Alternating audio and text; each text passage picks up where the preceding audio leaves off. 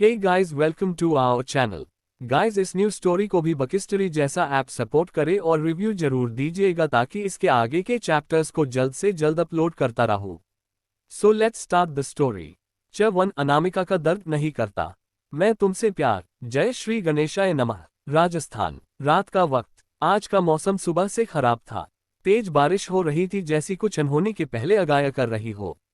तेज बिजली की आवाजें बहुत ज्यादा भयानक लग रही थी। हवाओं का रुख कुछ बदला हुआ था। वहीं दूर एक कॉटेज में जो जंगलों के बीच में था, वहां का माहौल कुछ ज्यादा ही भयानक था।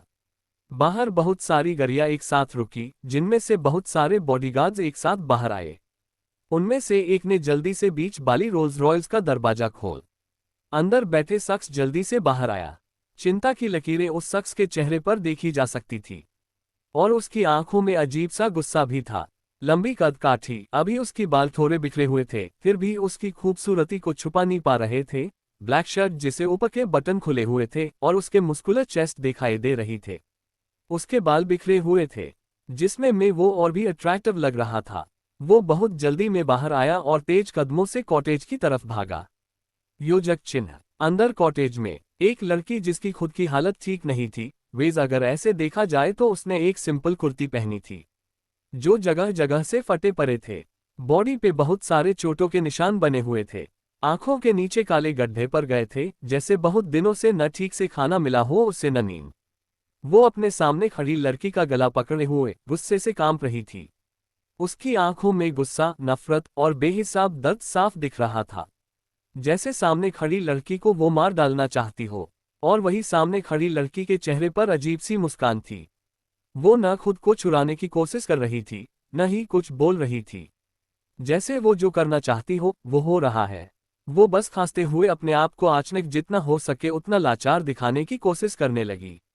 उसने रोते हुए कहा, क्यों कर रही है आप मेरे साथ ऐसा? क्यों आप मुझे और मेरे बच्चे को मारना चाहती है? मेरी गलतियों की सजा मेरे बच्चे को मत दीजिए। उसने अपना गला छुड़ाने की झूठी कोशिश करते हुए अपने पेट पर हाथ रखते हुए कहा, मैं अपने बच्चे को लेकर बहुत दूर चली जाऊंगी, कभी अपना मनहूस चेहरा नहीं दिखाऊंगी आपको। वो जोर जोर से रो रही थी।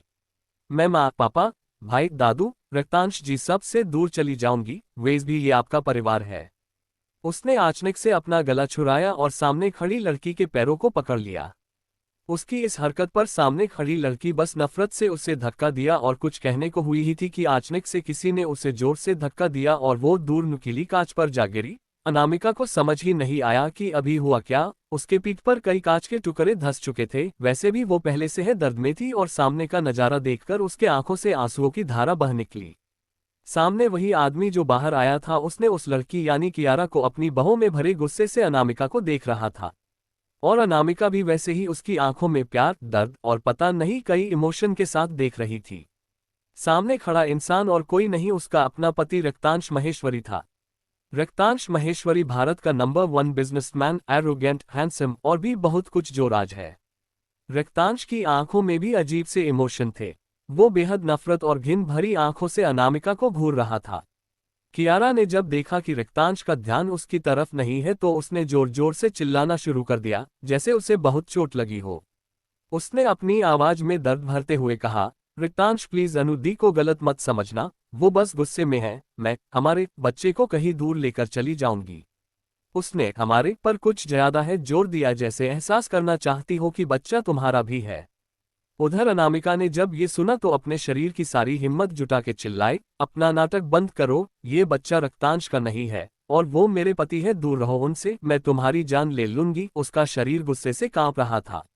वो नम आंखों से रक्तांश को देखते हुए बोली, मैं आपकी पत्नी हूँ, ये नहीं माना आप मुझे पसंद नहीं करते, आप मुझसे नफरत करते हैं, पर मेरी बातों का भरोसा करिए प्लीज, बेस एक बार मेरी बात मान लीजिए। वो लगभग गिड़गिड़ाते हुए बोली, मैं आपसे बहुत प्यार करती हूँ रक्तांश जी, मैं बस बहुत हुआ। रक्तांश ने लगभग चीखते हुए कहा, और कितना नीचे गिरोगी तुम? तुम्हारे जैसी घटिया और बदचलन औरत मैंने आज तक नहीं देखी।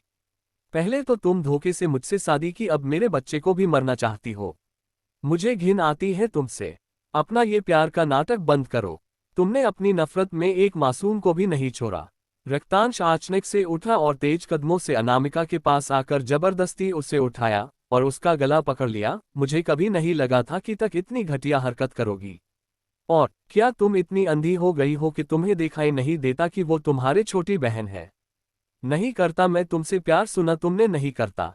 उसकी बात को बीच में काटते हुए अनामिका ने बेहद दर्द भरी आवाज में कहा, क्यों, क्या कमी है मुझ में जो आप मुझे देखना तक नहीं चाहते? बोलिए ना, क्यों प्यार नहीं करते आप मुझसे? हाँ, नहीं करता मैं तुमसे प्यार। मैं कियारा से प्यार करता हूँ, उससे शादी भी करूंगा, रक्तांश ने चीखते हुए बेहद गुस्से से कहा। पर पता नहीं क्यों उसे अपने दिल में ये कहते हुए अजीब सी फीलिंग आ रही थी। लेकिन उसने इस एहसास को अनदेखा किया। रक्तांश की बातें सुन के अनामिका के सीने ने बेतहासा दर्द होने लगा। जिस इंसान से उसने बेइंतहा मोहब्बत की, जिसके दिए हर दर्द को खुशी खुशी उसने सर आंखों पर रखा कि कभी कभी तो वो मौका वो पल आएगा जब उनके दिल में भी अपने लिए जगह, बस थोड़ी सी ये जगह वो देख पाएगी। लेकिन आज भी उसकी आंखों में अपने लिए इतनी नफरत देखकर वो अंदर तक टूट चुकी थी। वो पागलों की तरह रक्तांश से प्यार करती थी। एक पागल आशिक की तरह वो रक्तांश को चाहत में उसने अपना सब कुछ खो दिया। उसके हाथ जो रक्तांश को पकड़े हुए थे वो फिसल गए। उसका परिवार तो पहले है कियारा ने छीन लिया। उसका पति जो शायद उसका होकर भी उसका नहीं था। दिल दर्द से भर उठा, जैसे किसी ने उसके सीने से दिल निकाल लिया हो। रक्तांश एक पल अपने खाली हाथों को देखने लगा। कियारा जो ये सारा सीन बड़े इंटरेस्ट के साथ देख रही थी, क्योंकि सारा किया तो उसका ही था। जैसे ही रक्तांश ने कहा कि वो उस प्यार करता है और शादी करने भी वाला है, उसका मन खुशी से नाचने का कर रहा था। उसके चेहरे पर बेहद जहरीली मुस्कुराहट थी। जब उसने देखा कि रक्तांश का ध्यान अनामिका पर है, तो उसने रोना शुरू कर दिया और वैसे ही कहा, नहीं रक्तांश जी, ये आप क्या कह रहे हैं? आप चिंता मत कीजिए, मैं अपने बच्चे को लेकर यहाँ से चली जाऊंगी। उसे कोई नाजायज नहीं कहेगा। रक्तांश का ध्यान तुरंत उसकी तरफ चला गया और वो दौड़ते हुए कियारा के पास गया और सर्द आवाज में कहा, ये मेरा बच्चा है, तुम कहीं नहीं जाओगे और हमारी शादी कल ही होगी, तुम्हें चिंता करने की जरूरत नहीं है, चलो। उसने अनामिका को एक नजर नहीं देखा और कियारा को गोद में उठाए जाने लगा। अंडिस्को, कहीं जाना मत, अभी तो बस शुरुआत है। अंडिस्को, क्या लगता है आपको क्या होगा अनामिका के साथ? क्या रक्तांश कर लेगा कियारा से शादी? क्या कियारा सच में प्रेग्नेंट है? चैप्टर 2, शादी, लीव माय वाइफ, गुनशूट। रक्तांश का ध्यान तुरंत उसकी तरफ चला गया और वो दौड़ते हुए कियारा के पास गया और सर्द आवाज में कहा, ये मेरा बच्चा है, तुम कहीं नहीं जाओगे और हमारी शादी कल ही होगी, तुम्हें चिंता करने की जरूरत नहीं है, चलो। उसने अनामिका को एक नजर नहीं देखा और कियारा को गोद में उठाए जाने लगा। अंडिस्को, अब आगे। अनामिका अपनी आंसू भरी आंखों से रक्तांश को देख रही थी। वो अपनी मासूम आंखों में आखिरी उम्मीद के साथ रक्तांश को देख रही थी, लेकिन उसकी आखिरी उम्मीद भी टूटती नजर आ रही थी। नहीं, ऐसा नहीं हो सकता। मैं ऐसा नहीं होने दूंगी।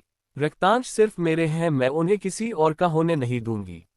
वो मेरे हैं, सिर्फ मेरे। अनामिका पागलों की तरह बरबराने लगी। हालांकि कियारा ने उसे यहाँ कैद करके रखा था और रोज टॉर्चर करती थी, लेकिन बिना खाए पिए और अभी गिरने के कारण कांच उसके कमर में घुस चुकी थी। वो उठ नहीं पा रही थी और जोर से रक्तांश का नाम चिल्ला रही थी। लेकिन रक्तांश अपनी नफरत में इतना अंधा हो गया था कि बिना उसकी हालत पर ध्यान दिया कियारा को अपनी बाहों में उठाए चला गया। कियारा ने अपनी बाहें तुरंत रक्तांश के गले में डाल दी और मुस्कुराते हुए अनामिका को देखने लगी। कियारा ने अपने बॉडीगार्ड को कुछ इशारा किया और एक तेजी मुस्कुराहट उसके चेहरे पर खिल गई। अनामिका बस रक्तांश का नाम लेते लेते उसके पीछे भागने लगी तो उन बॉडीगार्ड ने पीछे से उसका मुंह बंद कर दिया, जिसके कारण अनामिका बस रक्तांश की जाती कार को दूर जाते अपनी नम आंखों से देखती रही। उन बॉडीगार्ड्स ने उसे फिर से वही लाकर पटक दिया और लगातार उस मासूम पर थापड़ों की बरसात कर दी। एक ने बड़ी बेरहमी से उसके बाल को पकड़ते हुए कहा, कुछ ज्यादा ही गर्मी आ गई है तेरे अंदर लगता है, क्यों ना आज तेरी सारी गर्मी निकाल दूं मैं। सभी उसकी बात सुन जोर जोर से हंसने लगे। एक दरिंदे ने उसके कपड़े फाड़ हुए कहा, तेरा पति तो दूसरी औरत के लिए तुझे हम दरिंदों के पास छोड़कर गया। उसने तो तेरे ऊपर ध्यान भी नहीं दिया। बेचारी, कोई बात नहीं, हम हैं ना, हम तेरी सारे दर्द दूर कर देंगे। अनामिका गिरगिरते हुए पीछे हटने लगी और चिल्लाने लगी, दूर रहो मुझसे। वो बस दया की भीख मांग रही थी उससे, लेकिन यहाँ उसकी सुनने वाला कोई नहीं था। एक और दरिंदा अनामिका के होठों के करीब बढ़ाने लगा और उसे जबरदस्त छूने की कोशिश करने लगा। अनामिका ने मन में सोचा, नहीं, मैं इतनी जल्दी हार नहीं मान सकती, मुझे रक्तांश के पास जाना होगा। अनामिका ने अपने शरीर की सारी हिम्मत जुटाई और उस बॉडीगार्ड को जोर से धक्का दिया और लड़खड़ते हुए उठी। तभी दूसरा बॉडीगार्ड चिल्लाते हुए उसके पास बढ़ने लगा। अनामिका घबरा गई और इधर उधर देखने लगी। तभी उसे वही एक लोहे की रोड दिखी। उसने दौड़ते हुए उसे उठाया और उसने पूरी हिम्मत जुटाए अपने पास आ रहे बॉडीगार्ड के सर पर मारा। बॉडीगार्ड चिल्लाते हुए जमीन पर गिर पड़ा। इसी मौके का फायदा उठाकर अनामिका दरवाजे की तरफ भागी, जितना हो सके उतना तेज दौड़ने की कोशिश कर रही थी। बॉडीगार्ड जिसे अभी अनामिका ने मारा था, उसने चिल्लाते हुए कहा, पकड़ो उसे, आज मैं इसकी ऐसी हालत करूंगा कि जिंदगी भर याद रखेगी। सभी अनामिका के पीछे उसको पकड़ने के लिए दौड़े। उधर अनामिका को नहीं पता था कि वह कहाँ जा रही है। हर हर जंगल है जंगल था, तो बस भागे जा रही थी। उसकी हालत पहले से ठीक नहीं थी, जगह जगह चोट के निशान और अभी की हाथापाई में और भी ज्यादा घायल हो गई थी। उसे भागते हुए लगभग बहुत देर हो गई थी। पैर बुरी तरह छिल चुके थे, आंखों में बेबसी के आंसू थे। तभी उसे सड़क दिखी। वो भागते हुए हर आने जाने वाले से लिफ्ट मांगने लगी, पर हर कोई उसे पागल या भिखारी समझ रहा था। उसकी हालत देखकर कोई भी लिफ्ट नहीं दे रहा था। ऐसे ही करते करते लगभग 2 घंटे बीत गए। अनामिका ने कहा, नहीं, मैं हार नहीं मान सकती, मुझे उनके पास जाना ही होगा, वहां मेरे साथ ऐसा नहीं कर सकते। अचानक अनामिका को उसकी आंखों के सामने अंधेरा छा गया। बिना खाए पिए और इतने दिन कैद में रहने के कारण उसकी हिम्मत जवाब दे गई और कांच पर गिरने के कारण से कमर पर बहुत जोर से चोट लगी थी, जिसका कारण वह भागते भागते अचानक गिर गई और वही एक बड़े से पत्थर से उसका सर टकराया और वो बेहोश हो गई। अंडिस्को अगली सुबह पूरे शहर में ये बात आग की तरह फैल गई कि इंडिया के मशहूर बिजनेसमैन की शादी कियारा राठौर से हो रही थी। राठौर निवास के पैलेस को खूबसूरती से सजाया हुआ था। अनामिका का जिक्र भी किसी ने नहीं किया, जैसे अनामिका नाम की कोई उनकी जिंदगी में एग्जिस्ट ही नहीं करती ही। मंडप तैयार था और मंडप में रिक्तांश बिना किसी भाव के बैठा हुआ था। तभी सामने से कियारा आती हुई दिखाई दी। लाल जोड़े में वो बेहद खूबसूरत लग रही थी। उसके दोनों तरफ उसके भाई राघव और रेहान राठौर किसी प्रिंसेस की तरह उसका हाथ पकड़े हुए थे। दूर खड़े उनकी मां राधिका राठौर अपनी बेटी की बलाया लेते हुए बोली, बस अब मेरी बेटी की जिंदगी में कोई दुख ना आए, वो हमेशा खुश रहे। उनके पति राजेंद्र राठौर ने कहा, बिल्कुल, मेरी प्रिंसेस हमेशा खुश रहेगी। सभी एक हैप्पी फैमिली लग रहे थे। रक्तांश खड़ा हुआ और हल्की मुस्कुराहट के साथ कियारा के सामने अपना हाथ बढ़ाया, तो कियारा ने हल्का सा शर्माते हुए धीरे से उसका हाथ थम लिया। धीरे धीरे शादी की रस्में आगे बढ़ने लगी। कुछ ही वक्त में फेरे पूरे हुए और इसी के साथ रक्तांश ने कियारा की मांग भर दी। नहीं रक्तांश, रुकिए, ये शादी नहीं हो सकते। आप ये शादी नहीं कर सकते। एक लड़की फटेहाल जख्मी हालात में दौड़ते हुए वहां आए। ये कोई और नहीं अनामिका थी। उसकी हालात एक भिखारी से कम नहीं लग रहे थी। बाल बिखरे हुए थे, शरीर जख्मों से भरा हुआ था, जिससे अभी भी खून की कुछ बूंदें टपक रही थी। जैसे उससे साथ बहुत कुछ बुरा हुआ हो। कपड़े फटे हुए थे, आंखों में बेहिसाब दर्द, गुस्सा भरा था। कोई कुछ समझ पाता उससे पहले अनामिका ने तुरंत मंडप पर आकर कियारा के सर पर बंदूक तान दी। ये बंदूक उसने चुपके से उन बॉडीगार्ड से बचने के लिए रख ली थी। सभी की सांसें अटक गई। कियारा, सभी जोर से चिल्लाए। राघव ने चीखते हुए कहा, तुम्हारा दिमाग खराब हो गया है, तुम्हारी हिम्मत कैसे हुई प्रिंसेस को चोट पहुंचाने की? अगर उसे एक खरोच भी आए तो मुझसे बुरा कोई नहीं होगा। अपने सगे बड़े भाई की बात सुनकर अनामिका के दिल में दर्द के एक लहर दौड़ पड़ी। उनके होठों पर दर्द भरी मुस्कुराहट आ गई। ये उसका वो भाई था जिसने उसे हमेशा प्रोटेक्ट करने का वादा किया था और आज किसी दूसरे के लिए उसे मारने को तैयार था। तभी उसकी मां ने चिल्लाते हुए कहा, तेरी हिम्मत कैसे हुए वापस आने भी? क्यों मेरी बच्ची की खुशियों में ग्रहण लगाने पर तुली है? तू पैदा होते ही मर क्यों नहीं गई? अपनी बहन के पति पर डोरे डालते हुए तुझे शर्म नहीं आई, जो अब फिर से उसकी खुशियां उजाड़ने आए हैं? अपनी मां के मुंह से ऐसी बातें सुनकर उसका कलेजा फटने को आ गया। उसे लगा जैसे उसके दिल पर 1000 सुइयां एक साथ चुभो दी गई है। उस मासूम की हालात पर भी किसी ने ध्यान नहीं दिया। अनामिका का सब्र जवाब दे गया। उसने रोते हुए ही चीखते हुए कहा, बस बहुत हुआ। अरे मुझे बोलने के पहले आप खुद अपने अंदर झांक कर देखिए। कैसे माँ है आप जो अपनी ही बेटी को बद्दुआ देती है? अरे आपको तो इतना भी नहीं पता कि आपकी बेटी किस हाल में है। कहा है क्या एक माँ ऐसे होती है? फिर उसने अपने भाई की तरफ देखते हुए रुधे गले से कहा, भाई, क्या चाहा था मैंने कि आप लोग भी मुझे प्यार करें, मेरी चिंता करें, मुझे भी माँ अपने हाथों से खाना खिलाए जैसे कियारा को प्यार से खिलाते हैं, मुझे भी मेरा भाई प्यार करे जैसे हर भाई अपनी बहन को करता है। अरे क्या गलत किया मैंने? हाँ, क्या गलत किया? अगर मैंने अपने है परिवार से थोड़ा प्यार मांगा तो इतनी बड़ी कौन सी गलती कर दी मैंने? पर अब बस नहीं चाहिए मुझे कोई प्यार। ये सब इस कियारा के कारण हुआ है। आज मैं इसका किस्सा ही खत्म कर दूंगी। अनामिका ने कसकर कियारा का गला पीछे से पकड़ा हुआ था और बेहद नफरत से कहा। वो उसे लेकर आगे जाने लगी।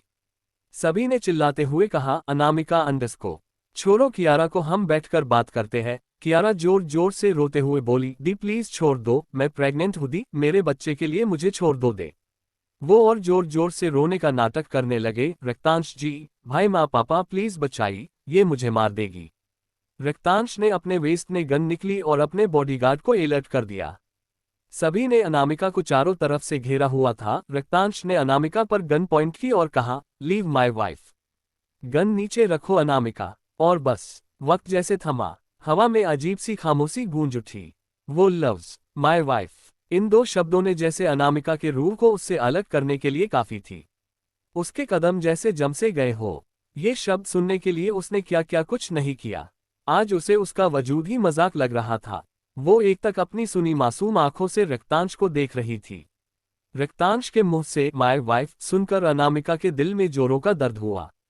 उसने धीरे से फुसफुसाया, डब्ल्यू वाइफ, ये आप क्या बोल रहे हैं रक्तांश जी, मैं हूँ आपकी वाइफ अनामिका। रक्तांश महेश्वरी, क्या आप भूल गए हैं?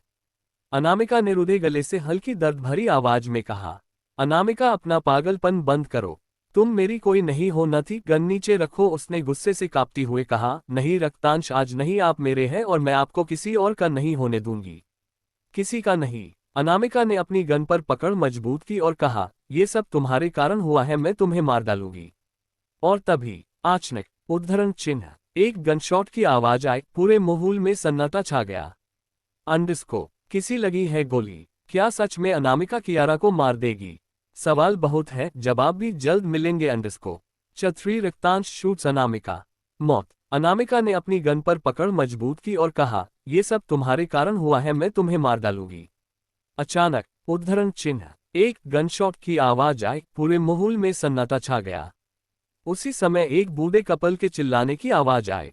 अंडस्को अनामिका उद्धरण चिन्ह। अब आगे। गोली अनामिका को लगी थी। अनामिका ने लंबी गहरी सांस ली। रक्तांश के हाथ से गन छूटकर नीचे गिर गया।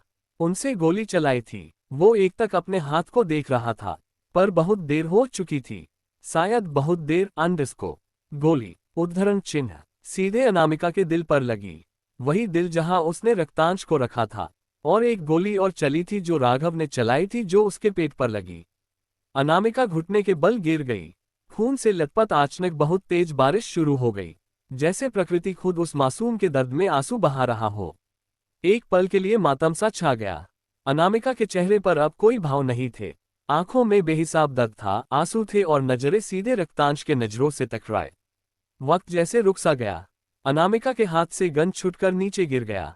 धीरे धीरे खून उसके आसपास उन बारिश के बूंदों के साथ मिल रहा था। उसके दादा दादी भागते हुए आए, जो अभी अभी आए थे। वो लड़खड़ाते हुए अनामिका के तरफ आए। अब तक अनामिका गिर चुकी थी, नजरें अब भी रक्तांश को देख रही थी, जैसे नजरों से ही पूछ रही हो, आखिर क्यों? अनु मेरी बच्ची, ये क्या हालात बना ली तूने? दादी ने उसके सर को अपने गोद में रखा और बिलखते हुए रोने लगी। दादाजी भी अनामिका का चेहरा पकड़ रोते हुए बोले, मेरी बच्चे, कुछ नहीं होगा तुझे, हम अभी हॉस्पिटल चलते हैं। कुछ नहीं होगा। अनामिका की आंखों से एक बूंद आंसू फिसल गई। उसने लंबी सांस लेते हुए अपने बूढ़े दादा दादी को देखा, जो उससे बहुत प्यार करते थे। दी मैं आपसे बहुत प्यार के रती हूँ, उसने अपनी सारी हिम्मत बटोर के हल्की धीमी दर्द भरी आवाज में कहा। दोनों उसकी बात सुनकर फूट फूट कर रोने लगे। शायद उन दोनों को समझ आ गया था कि अब उनकी पोती उनसे दूर जा रही है। उधर कियारा ने जब देखा कि अनामिका को गोली लग गई है, तो उसने अपना नाटक जारी रखते हुए रोते हुए रक्तांश के गले लग गई और रोते हुए कहा, ये सब मेरे वजह से हुआ है, मुझे जीने का कोई हक नहीं। रक्तांश को कुछ शायद सुनाई नहीं दे रहा था। उसकी नजरें बस अनामिका पर बनी हुई थी। उसके दिल में अचानक बहुत तेज दर्द उठा, जैसे कुछ छूट रहा हो, उससे कुछ खो दिया। शरीर अकड़ गया। जब कियारा ने देखा कि रक्तांश का ध्यान उस पर नहीं, तो उसे अनामिका और नफरत होने लगी। तो पेट पकड़कर नाटक करने लगी, जैसे उसे बहुत दर्द हो रहा हो। उसने रोते हुए कहा, रक्तांश जी, मुझे बहुत दर्द हो रहा है, लग रहा है मैं मर जाऊंगी। और बोलते बोलते वो बेहोश होने का नाटक करने लगे।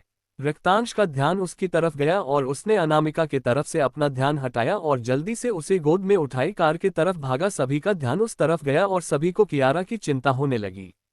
अनामिका की तरफ किसी ने ध्यान नहीं दिया और सभी हॉस्पिटल की तरफ भागे। अनामिका ये देख व्यंग से मुस्कुराए और खाली आंखों से जाते हुए उन लोगों को आखिरी बार देखा जो उसके अपने होकर भी गैरों से भी बदतर थे। अनामिका की सांसें और तेज चलने लगी। वो गौर से अपने परिवार और अपने प्यार को देख रही थी, जिसके लिए उसने क्या कुछ नहीं किया। आज वही प्यार उसे मारकर किसी और के पास चला गया। वही भाई जिसे कलाई पर उसने राखी बंधी थी, उसने इस रिश्ते को शर्मसार कर दिया।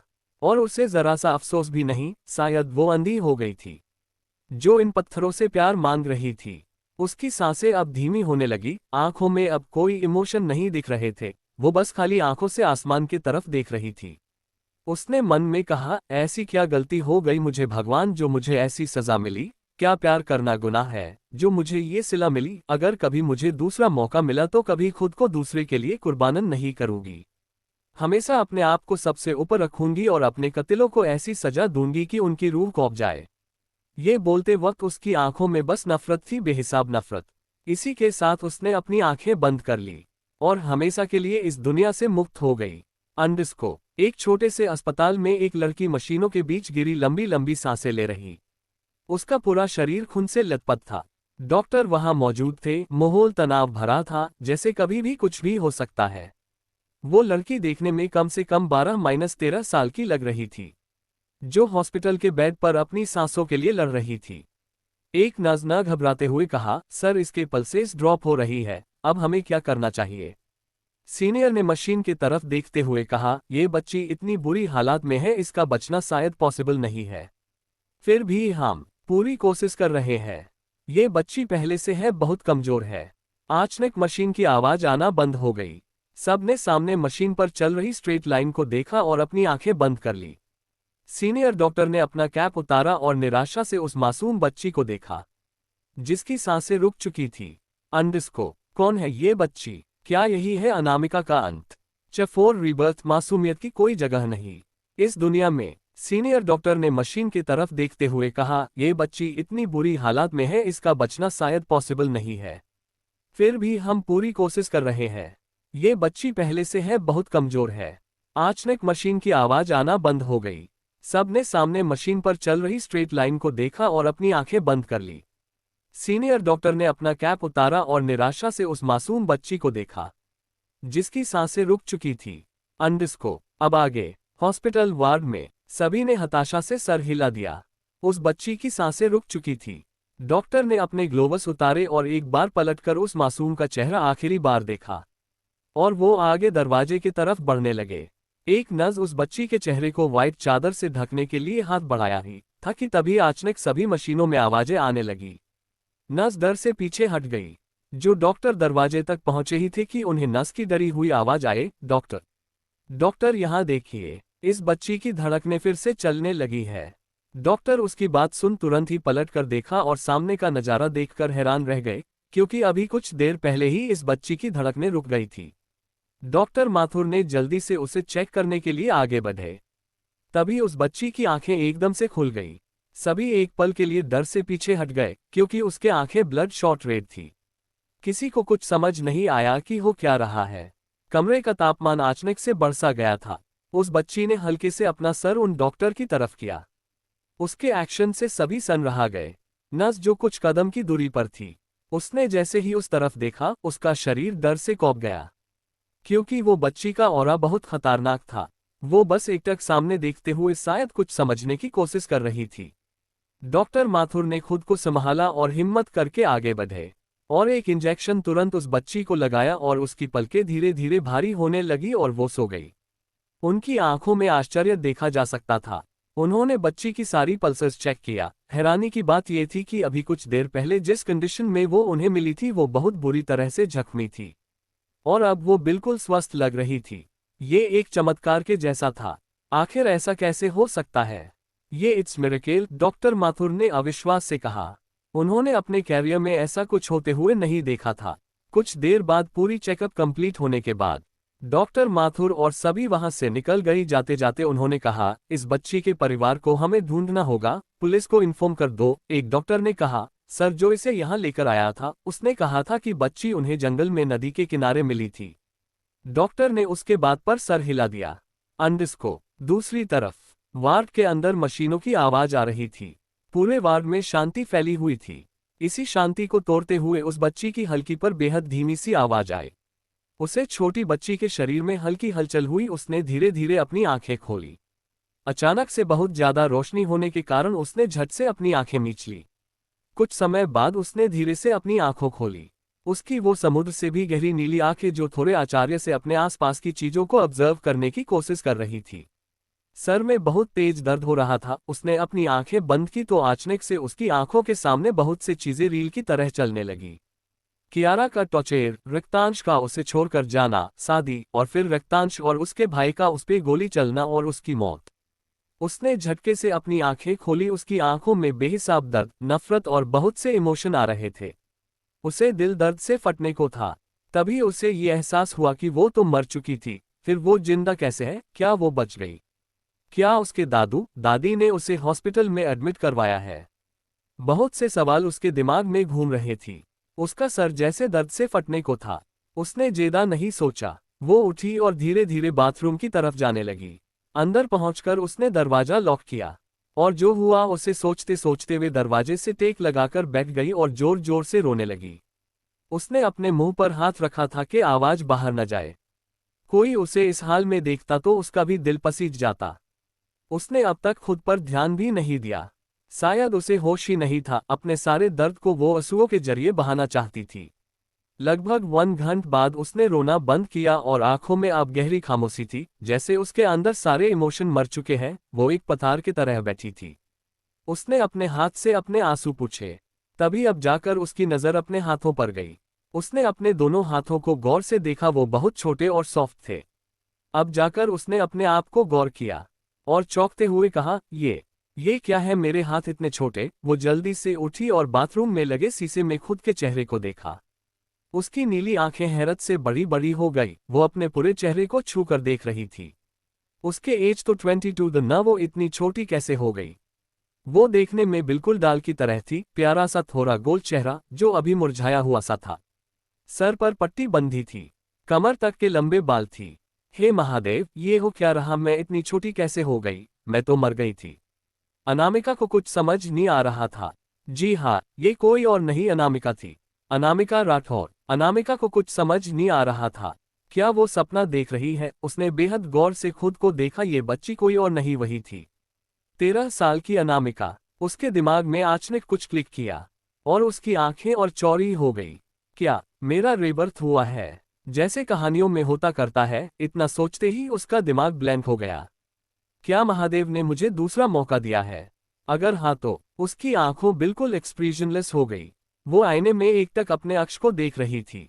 अब उसके आंखें वैसी नहीं थीं, नर्म, उम्मीद से भरी हुई मासूम। अब वहां एक अजीब सी खामोशी थी और खामोशी के पीछे जली हुई राख जैसी ठंडी नफरत, बेहद और बेहिसाब नफरत। कहते हैं ना, जब किसी मासूम की सहने की हद पार हो जाती है और जब उसका दिल टूटता है ना, तो फिर वो इंसान नहीं रहता। वो आग बन जाता है। वो खुदा से भी नहीं डरता और मौत से सौदा करना जानता है।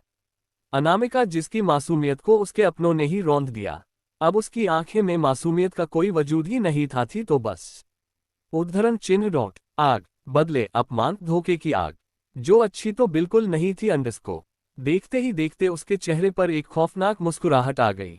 उसकी आंखों में इस वक्त कोई मासूमियत या कोई इंसानियत नहीं थी। उसने अपनी गर्दन हल्की टेढ़ी की। अब उसके चेहरे पर कोई भाव नहीं थे। मासूमियत की कोई जगह नहीं है इस दुनिया में। अनामिका ने सर्द आवाज में कहा, बहुत शौक है न तुम सबको मौत से खेलने का।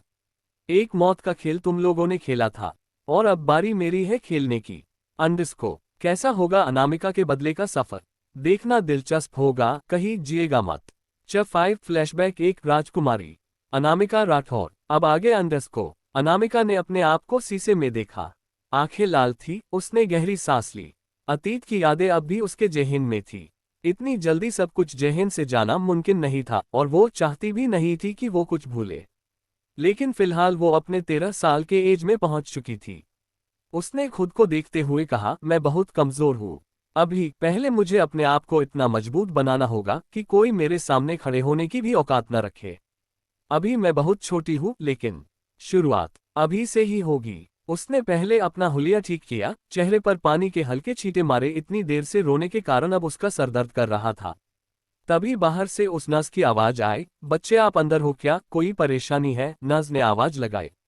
अनामिका ने अंदर से अपनी प्यारी सी आवाज में कहा, हाँ मैं अंदर हूँ, बस अभी आए। थोड़ी देर बाद वो उस वार्ड के बेड पर लेटी हुई थी और सोच रही थी कि आखिर इस समय हुआ क्या था उसके साथ जो वो हॉस्पिटल में है। उसने दिमाग पर जोर देने की कोशिश की, हालांकि उसे बहुत दर्द हो रहा था। फिर भी उसने ध्यान लगाया और उसे तब जाकर सब धीरे धीरे याद आने लगा कि ये कब का समय है और कैसे उसकी जिंदगी नरक बन गई। एंड इसको फ्लैशबैक। अनामिका राठौर परिवार की पहली और इकलौती बेटी। जब उसका जन्म हुआ था तो पूरे शहर में जश्न मनाया गया था। आखिर वो परिवार की कई पीढ़ियों के बाद जन्मी बेटी थी। सभी खुश थे, उसके माँ बाप भाई सभी बहुत खुश थे। सभी उससे बेहद प्यार करते थे। धीरे धीरे समय बीतता गया। अब वो 3 साल की हो गई थी। आज उसका जन्मदिन था। पूरे पैलेस को फूलों से सजाया गया था। आखिर इकलौती राजकुमारी का जन्मदिन था, कोई कमी थोड़ी छोड़ सकते थे। वो लोग सुबह से है सब लगे पड़े थे। राधिका जी शाम की तैयारियों में लगी हुई थी और छोटी सी अनामिका अपने भाइयों को अपने पीछे घुमा रही थी। पकलो अंडस को भाई, अंडस को पकलो, अंडस को मुझे, अंडस को। वो अपने नन्हे पैरों से पूरे लिविंग एरिया में इधर उधर भाग रही थी। अरे गुड़िया, आराम से, तुम्हें लग जाएगी। राघव जो अभी 13 साल का था, उसने चिंता करते हुए कहा। उन दोनों को देखकर सभी हंस रहे थे। थोड़ी देर बाद सभी तैयार हो गए थे। आज अनामिका के लिए पूजा रखी गई थी कुलदेवी के मंदिर में। सभी पूजा करने के लिए जाने वाले थे। उसकी तभी दादी माँ सुनैना राठौर ने आकर कहा, सब लोग तैयार हैं कि नहीं और कितना लेट? तभी पीछे से राजेंद्र जी सीढ़ियों से आते हुए दिखे और आते ही उन्होंने अनामिका को गोदी में उठा लिया और कहा, हम तय हैं माँ, चलिए मैं कार निकालने को बोलता हूँ। कुछ देर बाद सभी कुलदेवी के मंदिर की तरफ निकल गए, लेकिन किसी को आगे आने वाले अनहोनी का अंदेशा नहीं था। कोष्टक। कार सड़क पर तेजी से दौड़ रही थी। बीच वाली कार में अपने माता पिता के साथ में बैठे हुए छोटी सी अनामिका अपनी टिमटिमाती आंखों से बाहर के नजारे को देख रही थी। तभी अचानक से उनकी गाड़ियों रुक गई। ड्राइवर ने कहा, मालिक मैं देखता हूँ क्या दिक्कत है। वो लोग आज बॉडीगार्ड्स भी साथ नहीं लाए थे। कुछ देर होने के बाद राजेंद्र जी बाहर आए और गाड़ी चेक करने लगे। राधिका जी भी गाड़ी से बाहर आ गई, क्योंकि अनामिका गाड़ी में ही सो गई थी। वही कुछ दूरी पर राजेंद्र जी अपने बॉडीगार्ड को दूसरे कार लेके आने के लिए बोल रहे थे। तभी राधिका जी भी वहां पहुंच गई। वो कुछ कहती कि तभी वहां बहुत जोर का ब्लास्ट हुआ। वो दोनों जमीन पर जा गिरे और फटी आंखों से सामने का दिल दहला देने वाला नजारा देखा। तभी राधिका जी जोर से चिल्लाए, अनामिका! उद्धरण चिन्ह। राजेंद्र जी को तो होश ही नहीं था। वो सन नजरों से सामने देख रहे थे। गले में जैसे आवाज अटक सा गया हो। राधिका जी के चिल्लाने से वो होश में आए। राधिका जी अपना सुध बुध खोए। बस अंडरस्को अनामिका, अनामिका चिल्लाते हुए उस जले हुए गाड़ी के पीछे भागी जिसके चित्रे उड़े हुए थे। राजेंद्र जी से उन्हें संभाला हुआ था, जबकि उनकी भी हालत कुछ ठीक नहीं थी। दोनों के जैसे दुनिया ही उजड़ गई थी। अंडरस्को। कुछ समय बाद पुलिस की टीम वहां आई। राधिका जी बस पगलों की तरह अपनी बच्ची को ढूंढ रहे थे। सबकी हालत खराब थी। रघुवीर ठाकुर अनामिका के दादाजी को तो हार्ट अटैक आ गया था और सुनैना ठाकुर की भी हालत ठीक नहीं थी। गाड़ी के चित्रे उड़ गए थे। कुछ भी पता लगाना मुश्किल था। अनामिका का बचना नामुमकिन सा था। राजेंद्र जी ने राधिका जी को संभाला और वहां से लेके गाड़ी की तरफ भाग गए। तभी उन्हें एक बच्ची के रोने की आवाज आई। दोनों के कान खड़े हो गए। राधिका जी तुरंत लड़खड़ते हुए वहां मौजूद झरियों में देखने लगी। कुछ ही देर में उन्होंने देखा कि एक यही 3-4 साल के बच्ची वहां रो रही है। राधिका जी ने जल्दी से उसे उठा लिया। उन्हें वो अनामिका ही लग रही थी। वो अपने होश में नहीं थी। वो बस उस बच्चे को चूमे जा रही थे। राजेंद्र जी भी उस बच्चे के नजदीक आए। उन्होंने पहचान लिया कि ये उनके बेटी नहीं है। उन्होंने राधिका जी को बहुत समझाने की कोशिश की, पर वो समझने के हालत में नहीं थी। उन्हें तो बस वो बच्ची उनकी बेटी ही लग रही थी। राजेंद्र जी ने हार मानकर पुलिस को इन्फॉर्म किया कि वो बच्चे के माँ बाप को ढूंढे। कुछ दिन ऐसे ही बीत गए, पर उस बच्चे के माँ बाप का कोई नमोनिशा नहीं मिला। अनामिका के जाने के बाद वही बच्ची के कारण राधिका जी थोड़ी ठीक रहने लगी। तो राजेंद्र जी ने ये फैसला लिया कि वो उसे गोद ले लेंगे। कुछ दिन बाद जो जगह अनामिका की थी, अब वो जगह उन गोद ले हुए बच्चे यानी कियारा राठौर ने ले ली। 1 साल बाद सब कुछ बदल चुका था। वक्त ने अपनी करवट बदल ली थी। अब राठौर मैंशन में कोई भी अनामिका का नाम नहीं लेता था। रघुवेंद्र और सुनैना जी को छोड़कर एक तरह से सभी जैसे अनामिका को भूल चुके थे। अब उस घर के इकलौती प्रिंसेस कियारा राठौर थी। वो बचपन से ही घमंडी चालक थी, जिसके कारण दादा दादी उसे बिल्कुल पसंद नहीं करते थे। दोनों भाई उस पर अपने जान छिड़कते थे। उसकी एक खरोच भी कोई बर्दाश्त नहीं कर सकता था। राधिका जी उसे अपने बेटों से भी ज्यादा प्यार करते थी। पर रघुवीर जी और सुनैना जी अभी भी एक उम्मीद लिए हुए थे, शायद एक दिन उनकी पोती लौटेगी। एक दिन रघुवेंद्र जी और सुनैना जी अपनी यात्रा से लौट रहे थे, तभी उनकी कार खराब हो गई। तो पास ही एक अनाथ आश्रम में वो दोनों रुक गए। तभी उन्हें वहां एक बच्ची दिखी। वो दोनों उसे देखकर चौंक गए, क्योंकि उनका चेहरा बिल्कुल उनके बेटे बहू से मिलता था। उसके नीली आंखें बिल्कुल उनसे और उनके बेटे से मिलते थे। वो उनकी पोती यानी अनामिका को विरासत में मिली थी। दोनों को थोड़ा शक हुआ तो उन्होंने कंफर्म करने के लिए डीएनए टेस्ट करवाना जरूरी समझा। उन्होंने अपने आदमी से कह कर राजेंद्र और अनामिका का डीएनए टेस्ट करवाया, जो 99.9% मैच हो गए। उन दोनों के खुशी का तो कोई ठिकाना ही नहीं रहा। वो अनाथ आश्रम उनके अंडर ही आता था। कुछ फॉर्मेलिटी करने के बाद उन्होंने अनामिका को अपने पास बुलाया और कहा, बच्चे, हम आपके दादू हैं और ये आपकी दादी माँ, हम आपको लेने आए थे। वो छोटी 12 साल की बच्ची कोई और नहीं अनामिका थी। अनामिका कंफ्यूज्ड होकर अपने मासूम टिमटिमाती आंखों से उन्हें देख रही थी। उसने बेहद मासूमियत से कहा, क्या सच में? इसका मतलब मैं अनाथ नहीं हूँ? मेरी भी फैमिली होगी, मेरे भी मम्मी पापा है। ये कहते हुए उसके चेहरे पर निश्चल मुस्कान थी और आंखों में ढेर सारी चमक। उसकी आंखें तारों की तरह टिमटिमा रही थी, जिसे देखकर रघुवीर जी और सुनैना जी के चेहरे पर एक नर्म मुस्कान तैर गई। अनामिका खुशी खुशी उनके साथ राठौर मैंशन आने और अपने परिवार से मिलने के लिए बहुत खुश थी। उसने तो बहुत सारे सपने भी संजो लिए थे, लेकिन शायद उस मासूम को ये नहीं पता था कि आगे उसके साथ क्या होने वाला है, जो उसकी मासूमियत को तार तार करके रख देगा। अंडस्को क्या होगा अनामिका के साथ राठौर मैंशन में? क्या होगा कियार का रिएक्शन? फ्लैशबैक एंड पुरानी यादों की झलक। अब आगे। अनामिका अपने दादा दादी के साथ राठौर मैंशन पहुंच चुकी थी। घर पर किसी को भी उसके बारे में पता नहीं था। लिविंग हॉल में सभी परिवार के लोग बैठे हुए थे। आज संडे था तो सब घर पर थे और रघुवीर जी ने स्पेशली उन्हें मौजूद रहने को बोला था, क्योंकि वो सबको अनामिका से इंट्रोड्यूस करवाना चाहते थे। राधिका जी ने राजेंद्र जी से पूछा, क्या आपको पता है पापा किस बारे में बात करना चाहते थे? नहीं, मुझे भी कुछ नहीं बताया है, उन्होंने बस इतना कहा कि वो किसी से मिलवाना चाहते हैं। राजेंद्र का छोटा भाई वीरेंद्र राठौर और उनकी पत्नी सुशीला राठौर भी वहां मौजूद थे। कियारा अपने रूम में सो रही थी। तभी बाहर से रघुवीर जी और सुनैना जी आए और उनके साथ अनामिका भी उनका हाथ पकड़े अंदर आ रही थी। उसके चेहरे पर इतने बड़े घर को देखकर हैरानी थी। वो अपनी मासूम आंखों से इधर उधर देख रही थी। सभी उस छोटी बच्ची को देखकर हैरान हो गए। राजेंद्र को उसको देख के एक अजीब सा अपनापन महसूस हो रहा था। एक कारण ये भी था कि उसके आंखें बिल्कुल उनकी तरह ही लग रही थी, ocean blue eyes. Radhika ji भी उसे गौर से देख रहे थे। सबके ऐसे घूरने पर अनामिका डर कर रघुवीर जी के पीछे छुप गए और अपने मासूम आंखों से सबको निहार रही थी। दादाजी ने सबको बैठने के लिए कहा और शुरू से अंत तक अनामिका के बारे में सब कुछ उन्हें बताया कि अनामिका ही उनकी असली पोती है और राठौर परिवार की राजकुमारी। सभी को बहुत बड़ा झटका लगा। सभी सदमे में थे। सभी से चेहरे पर अलग अलग भाव थे। उन सभी के बीच में अनामिका एकदम चुपचाप बैठी सबको देख रहे थे। अभी कोई कुछ कहता कि तभी सभी को कियारा के चिल्लाने की आवाज आई। सभी ने अपर की तरफ देखा तो कियारा आंसू भरी आंखों से सबको देख रही थी। उसने ऊपर से सब सुन लिया था और जब उसे पता चला कि वो राठौर परिवार में बस गोद ली हुई बेटी है, तो उसके होश उड़ गए थे। उसे ऐसा लगा जैसे उसका सब कुछ कोई छीन कर ले जा रहा हो। इसलिए उसने कहते हुए जल्दी जल्दी नीचे आने लगी और जानबूझकर गिरने का नाटक किया। उसको गिरता देख सबकी सांसें उसके गले में अटक गई। सभी दौड़ते हुए उसके पास गए और गोद में उठाकर सोफे पर बैठाया। राघव और रेहान दोनों उसके अगल बगल खड़े थे। पूरा परिवार उसे घेर कर खड़ा था और किसी ने ध्यान नहीं दिया कि अनामिका भी उस तरफ गई थी कियारा को उठाने, लेकिन तभी उसे धक्का लग गया और वहीं पर सामने पड़ी टेबल से उसे चोट लग गई। पर सब लोग कियारा में इतना बिजी हो गए कि किसी ने मासूम पर ध्यान नहीं दिया। रघुवीर जी तुरंत उसके पास आए और उसको सोफे पर बैठाया और उसकी चोट पर मरहम लगाया।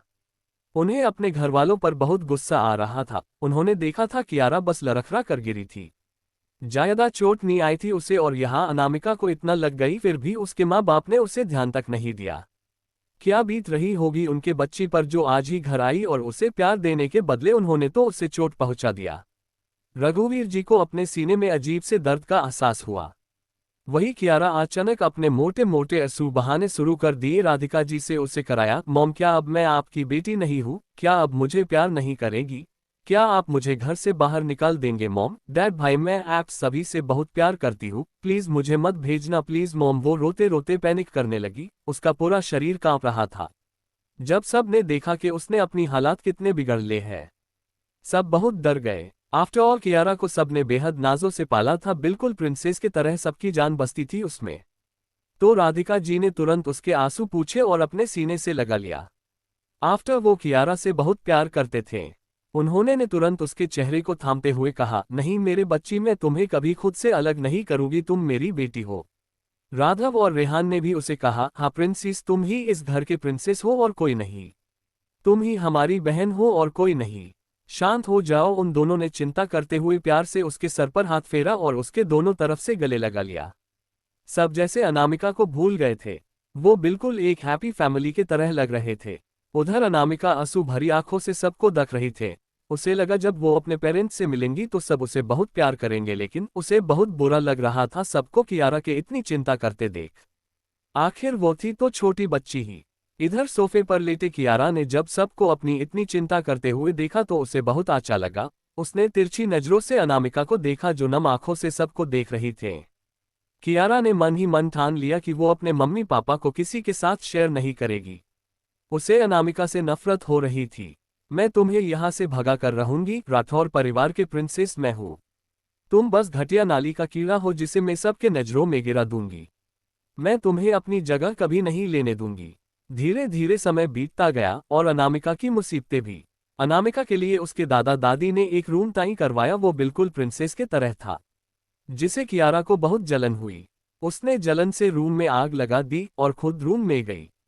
जब घर के नौकरों ने ये देखा तो सबको बुलाने गए। थोड़ी देर बाद सब आए तो कियारा चिल्लाने लगी और सारा इल्जाम अनामिका पर लगा दिया कि उसने उसे नुकसान पहुंचाने के लिए ये सब किया। वो उसे घर से बाहर करना चाहती है। उस दिन राधिका जी ने अनामिका को बिना सोचे समझे थप्पड़ मारा और रूम में बंद कर दिया। जो थोड़ी बहुत सिमैप्टी थी उन लोगों को वो भी उस मासूम से खत्म हो गई।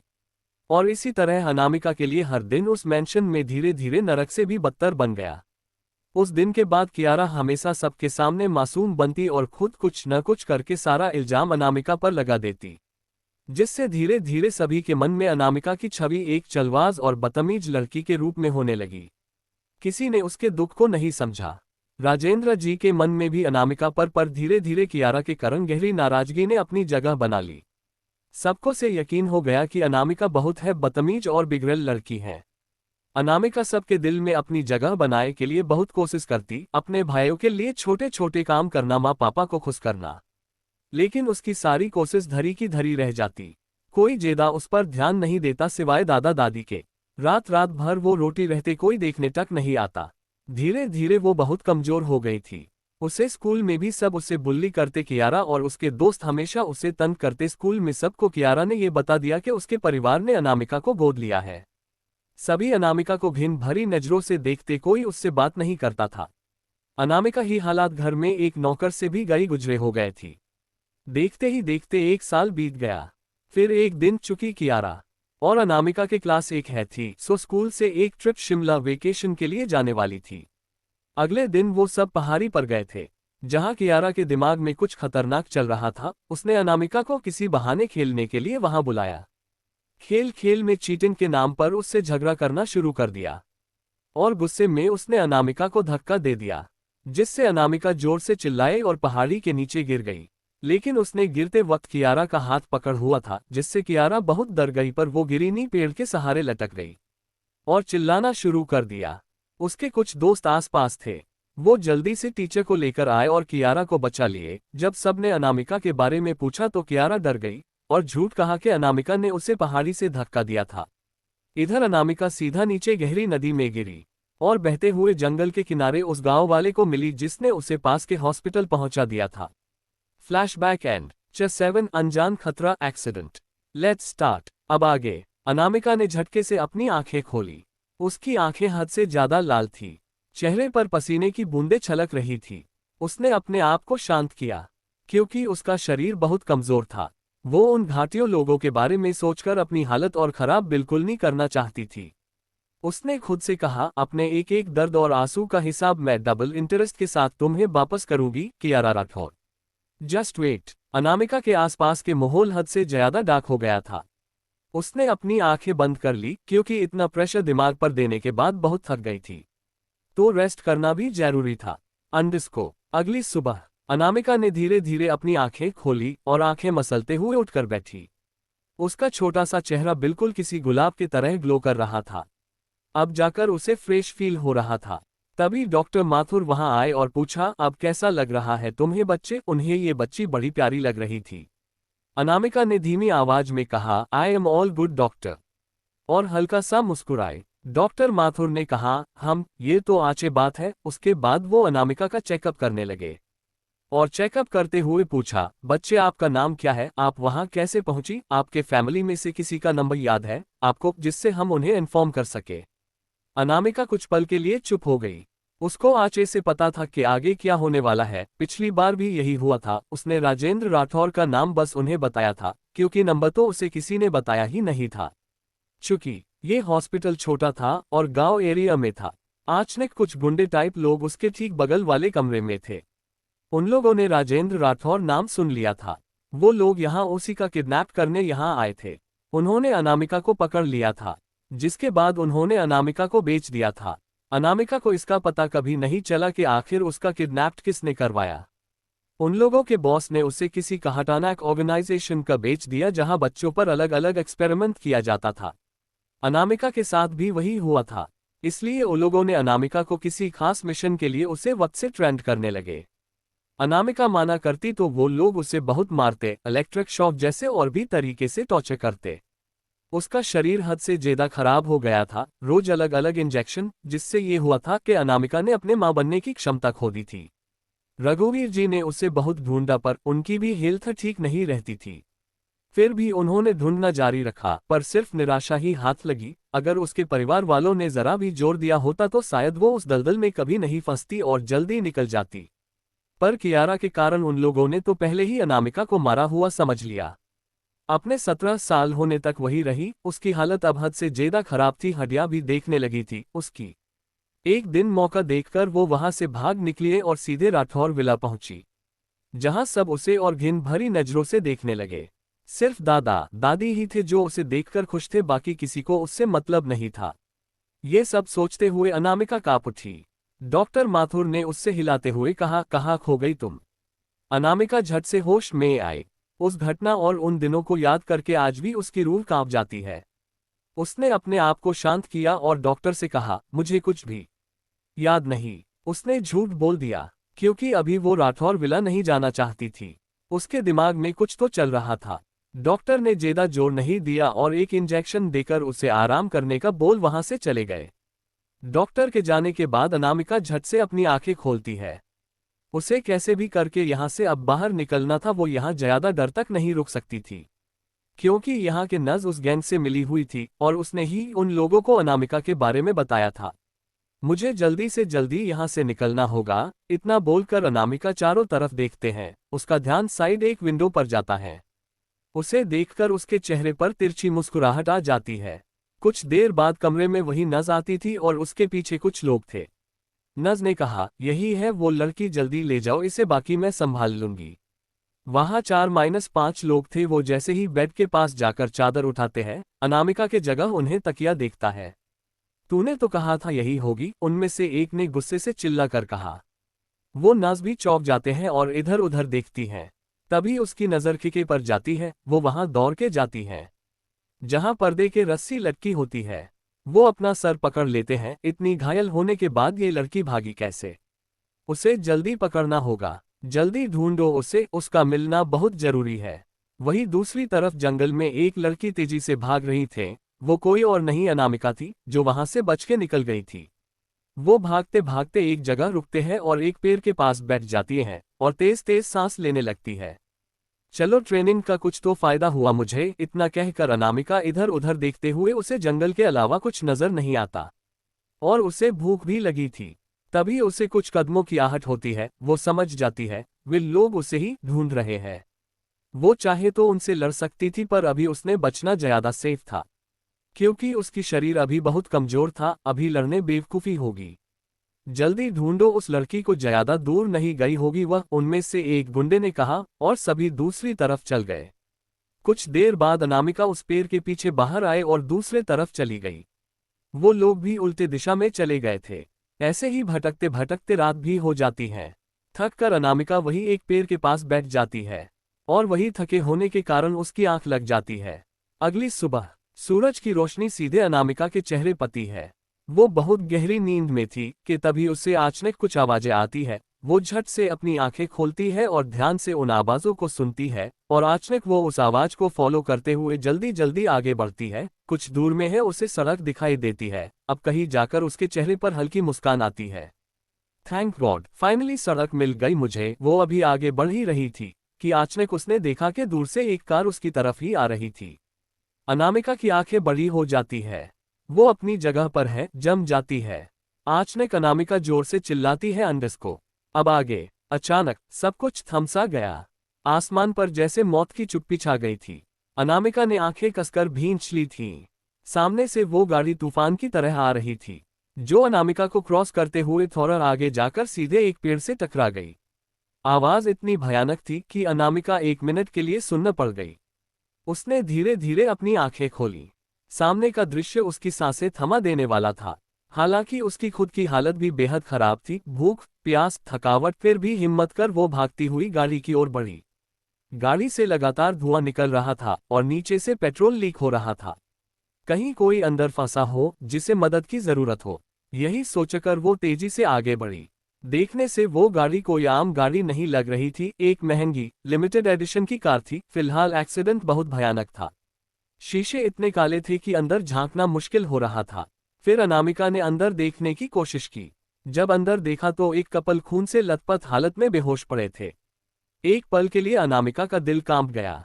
उसने जल्दी से पास पड़ी एक भारी पत्थर उठाए और शीशा तोड़ने लगी। पत्थर उठाने में उसके हाथ भी कट गए, लेकिन उसने परवाह नहीं की। उसने पूरी ताकत से वार किया और शीशा में पहले से दरार थे। कुछ देर की कोशिश के बाद वो टूट गई। अंकल उठिए, होश में आइए। अनामिका ने ड्राइविंग सीट पर बैठे आदमी को होश में लाने की कोशिश की। उसके चेहरे पर खून बह रहा था। वो करीब 40 साल के लग रहे थे। धीरे धीरे वो होश में आए और अपने सामने एक छोटी बच्ची को देखा जो उसे ही पुकार रही थी। होश में आते ही उन्होंने घबराकर बगल वाली सीट की ओर देखा। सीता, उनकी पत्नी के सिर से बुरी तरह खून बह रहा था। वो कांपते हाथों से उन्हें पकड़ने लगे। आंखों में आंसू थे, जैसे किसी ने उनकी दुनिया को तोड़ दिया हो। उठो सीता, मेरी गलती है, तुम्हें कुछ नहीं होने दूंगा मैं। वो बड़बड़ाने लगे। अनामिका ने जल्दी से उस औरत की नब्ज चेक की। वो अभी भी जिंदा थी। उसने राहत की सांस ली और उस आदमी से कहा, वो ठीक है, उन्हें हॉस्पिटल जल्दी लेकर जाना होगा। अनामिका ने बाहर देखा, पेट्रोल तेजी से निकल रहा था। अनामिका ने तुरंत कहा, अंकल जल्दी कीजिए, पेट्रोल लीक हो रहा है, कभी भी ब्लास्ट हो सकता है। उस आदमी ने एक पल की भी देर नहीं की, गेट खोला और तुरंत अपनी पत्नी को गोद में उठाकर बाहर लपके। अनामिका भी उनके साथ थी। कुछ ही कदम की दूर आने पर एक जोरदार धमाके के साथ गाड़ी फट गई। आसमान गूंज उठा। वो आदमी पीछे मुड़े और विस्फोट को देखते ही एक पल के लिए कांप गए। अगर बस कुछ सेकंड की भी देरी होती, अगर ये छोटी बच्ची उनकी मदद के लिए ना आती, तो आज वो दोनों इस दुनिया में नहीं होते। अनामिका भी झटके से जमीन पर गिर गई थी और उसकी आंखों के सामने अंधेरा छा गया और वो वहीं बेहोश हो गई। कुछ देर की खामोशी के बाद एक के बाद एक कई महंगी गाड़ियां वहां आ पहुंची। कई बॉडीगार्ड्स बाहर निकले। एक बॉडीगार्ड दौड़ता हुआ आया और चिंतित होकर बोला, सर आप ठीक हैं? जल्दी करो, सीता को हॉस्पिटल ले चलो। उस आदमी ने आदेश दिया, जिससे इतना तो साफ था कि वो कोई आम आदमी तो कहीं से भी नहीं थे। फिर उन्होंने अपने पत्नी को गाड़ी में बिठाकर पलटकर उस मासूम सी बच्ची की ओर भागे। बच्चे आंखें खोलो, उनके हाथ कांप रहे थे। अगर इस बच्ची को कुछ हो गया तो वो कभी खुद को माफ नहीं कर पाएंगे। उन्होंने गौर से उसका मासूम सा चेहरा देखा। चेहरा पीला पड़ा था, होंठ सूख चुके थे, फिर भी उसने बहादुरी से बिना अपनी जान की परवाह किए 2 जिंदगियां बचाई थीं। उन्होंने झुककर अनामिका को अपनी बाहों में उठाया और कार की पिछली सीट पर लिटा दिया। फिर तुरंत एक और बॉडीगार्ड को भेजा। जल्दी हॉस्पिटल चलो, उन्होंने लगभग चिल्लाते हुए कहा। और फिर कार हॉस्पिटल की ओर निकल गई। जीवंत हॉस्पिटल आईसीयू के अंदर सीता जी का ऑपरेशन चल रहा था। क्योंकि उन्हें बहुत ज्यादा चोट लगी थी, जिससे ब्लड लॉस बहुत हो गया था। बाहर वो आदमी इधर से उधर चक्कर काट रहे थे। चेहरा दुख और आंसुओं से भरा हुआ था। वहीं दूसरी तरफ वार्ड में अनामिका बेहोश थी। उसकी भी हालत कुछ ठीक नहीं थी। डॉक्टर उसे चेक कर रहे थे। ब्लास्ट के कारण उसके सर पर भी चोट आई थी। ब्लड लॉस के कारण उसे ब्लड चढ़ाई जा रही थी। 3 घंटे बीत चुके थे। ICU का दरवाजा खुला और डॉक्टर सीरियस एक्सप्रेशन लिए बाहर। तभी वो आदमी तुरंत उसके पास पहुंच गए और डर और चिंता भरे भाव से पूछा, डॉक्टर अब मेरी वाइफ कैसी है, वो ठीक है ना? डॉक्टर शर्मा ने जेंटली कहा, डोंट वरी मिस्टर राजवंश, she is totally out of danger now, but चोट गहरी है तो आपको उनका खास ख्याल रखना होगा। डॉक्टर ने बहुत ही रिस्पेक्टफुली टोन में कहा और वहां से चले गए। वो आदमी यानी अशोक राजवंश, जो एशिया के टॉप 5 बिजनेसमैन में आते हैं। उनका बिजनेस विदेशों तक फैला हुआ है। अपनों के लिए तो बहुत प्यारे और सुलझे हुए इंसान है, बाकी बाहर इनके आगे आची आंचों के पसीने छूट जाते हैं। डॉक्टर के बात सुनकर अब जाकर अशोक जी की जैसे अटकी हुई सांसें जैसे वापस आ गई, क्योंकि वो अपनी पत्नी से बहुत प्यार करते थे। कुछ देर दूर से ICU के अंदर देखने के बाद अशोक जी सीधा अनामिका के वार्ड की तरफ चल दिए। इधर अनामिका को डॉक्टर ने इंजेक्शन दिया था, जिससे वो अभी भी गहरी नींद में थी। अशोक जी जब अनामिका के वार्ड में आए, वो कुछ देर रुककर अनामिका का उस मासूम से चेहरे को देखते रहे। अनामिका के चेहरे पर सिकन आए हुए थी, शायद वो कुछ भयानक सा सपना देख रही थी। चेहरा पसीने से भीग गया था। अशोक जी तुरंत उसके सर पर प्यार से हाथ फेरने लगे, जिससे अनामिका के चेहरे की सिकन किसी के स्नेह भरे स्पर्श से नॉर्मल हो गई और वो सुकून से गहरी नींद में चली गई। हालांकि अशोक जी बहुत कम ही अपने इमोशन दूसरों के सामने दिखाते थे, पर इस प्यारी से बच्ची को देखकर उनकी आंखें सॉफ्ट हो गई। उन्होंने बहुत स्नेह और प्यार से अनामिका के सर पर हाथ फेरा। आज अगर ये बच्ची सही समय पर वहां नहीं होती तो शायद वो जिंदा नहीं बचते, अशोक जी ने मन ही मन सोचा। उन्हें इस बच्ची से अजीब तरह का लगाव सा हो गया था। उनका असिस्टेंट जो अभी बाहर आए थे, उन्हें ढूंढते ढूंढते उसने सामने देखते हुए थोड़ा अचंभित भाव से कहा, बॉस तो अपने बेटों के सामने भी इतना सॉफ्ट बिहेव नहीं करते, तो ये बच्ची कौन है जिसकी मेरे डेविल बॉस इतनी कह कर रहे हैं? उसने बरबरते हुए खुद से कहा। कुछ देर वही रहने के बाद वो अनामिका और सीता जी दोनों के बारे में डिस्कस करने डॉक्टर के पास चले गए। सीता जी को अभी अंडर ऑब्जर्वेशन में रखा गया था। उनके बारे में डिस्कस करने के बाद वो अनामिका के डॉक्टर के पास चले गए। डॉक्टर राणा ने आदर भाव से कहा, आइए मिस्टर राजवंश, बैठे। डॉक्टर, वो बच्ची कैसी है, अब कोई प्रॉब्लम वाली बात तो नहीं है न? अशोक ने बैठते हुए सीधे सवाल किया। उनका सवाल सुन डॉक्टर के चेहरे पर गंभीर भाव देखने लगे। उन्होंने कहा, मिस्टर राजवंश, जिस हाल में यहाँ लाई गई, उसे देखकर लगता है कि उसका अभी 1 या 2 दिन पहले एक्सीडेंट हुआ है। उसका शरीर बहुत ज्यादा कमजोर है, जैसे उसे ठीक से खाना पीने नहीं दिया जाता हो। बॉडी में मिनरल्स, विटामिन्स की बहुत कमी है। और इतना सब सुनकर अशोक राजवंश को विश्वास नहीं हुआ कि वो छोटी बच्ची ने कितने दुख झेले होंगे, इतनी छोटी सी उम्र में कितना कुछ सहा होगा। उनके दिल में एक दर्द सा उठा, पर डॉक्टर की आगे की बात सुनकर उन्हें किसी अनहोनी की आशंका हुई। उन्होंने तुरंत सीरियस होते हुए कहा, और क्या डॉक्टर? डॉक्टर राणा की आगे की बात सुनकर वो सन रह गए। अंडिस्को, क्या कहा डॉक्टर ने? ऐसा क्या अनामिका किसी खतरे में है? आज के लिए इतना हाई दोस्तों, मिलते हैं नेक्स्ट चैप्टर में। Thanks for watching my friends.